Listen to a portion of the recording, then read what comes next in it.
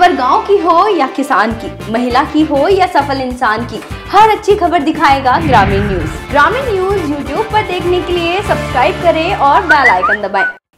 नमस्कार दोस्तों, मैं हूं पारुल यादव और आप देख रहे हैं ग्रामीण न्यूज में खेती बाड़ी और किसानों से जुड़ी आज की बड़ी खबरें। कलेक्ट्रेट के सामने किसानों का महापड़ाव 8वें दिन भी जारी रहा। प्याज की सरकारी खरीद शुरू नहीं होने को लेकर किसानों का आक्रोश बढ़ता जा रहा है। किसानों ने धमकी दी है कि 2 दिन में फैसला नहीं हुआ तो बड़े आंदोलन की राह पर निकलेंगे। इतना ही नहीं, किसान सभा ने इसके लिए गांव-गांव में तैयारियां शुरू कर दी हैं। पदाधिकारियों को तहसीलों के अनुसार जिम्मेदारियां सौंपी गई हैं। गुरुवार को दोद और सीकर तहसील के किसान महापड़ाव में शामिल होंगे, तो वहीं 8 मार्च को लक्ष्मणगढ़ और फतेहपुर के किसान महापड़ाव में पहुंचेंगे, जिसके बाद 9 मार्च को दांता, रामगढ़, खंडेला और श्री माधोपुर के किसान शिरकत करेंगे और इसी दिन आर पार की लड़ाई लड़ने का ऐलान किया जाएगा।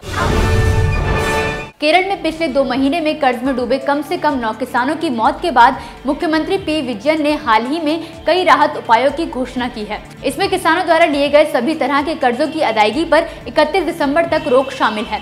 कैबिनेट बैठक के बाद विजयन ने बताया कि वाम सरकार ने किसानों की कर्ज अदायगी पर रोक की सीमा को इस साल 31 दिसंबर तक बढ़ाने का फैसला लिया है। इन कर्जों में किसानों द्वारा सार्वजनिक, वाणिज्यिक और सहकारी बैंकों से लिए गए सभी प्रकार के कर्ज शामिल हैं। हाईकोर्ट के दखल के बाद देवीदासपुरा में बैठे किसानों ने 44.5 घंटों बाद अपने धरने को 29 मार्च तक स्थगित करते हुए रेलवे ट्रैक से हटने का फैसला किया।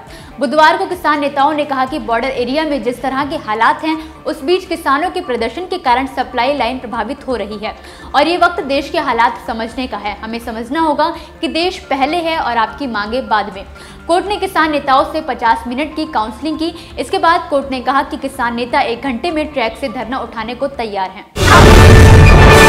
बीते साल 10 और 11 अक्टूबर की रात में हुई ओलावृष्टि और भारी बरसात से हुए नुकसान के बाद मिल रहे मुआवजे से किसान नाखुश हैं।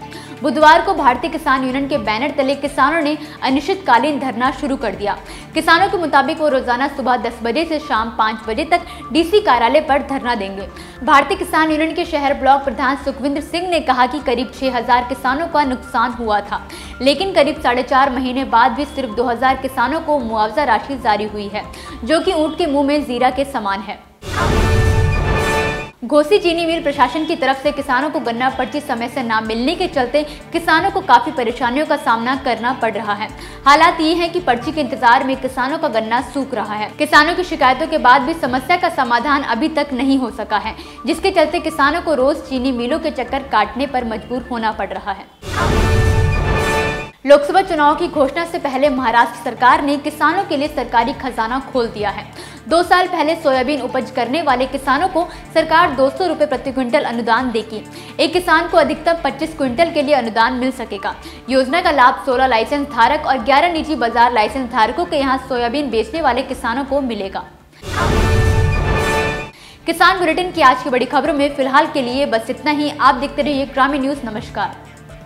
खबर गांव की हो या किसान की, महिला की हो या सफल इंसान की, हर अच्छी खबर दिखाएगा ग्रामीण न्यूज। ग्रामीण न्यूज यूट्यूब पर देखने के लिए सब्सक्राइब करें और बेल आइकन दबाएं।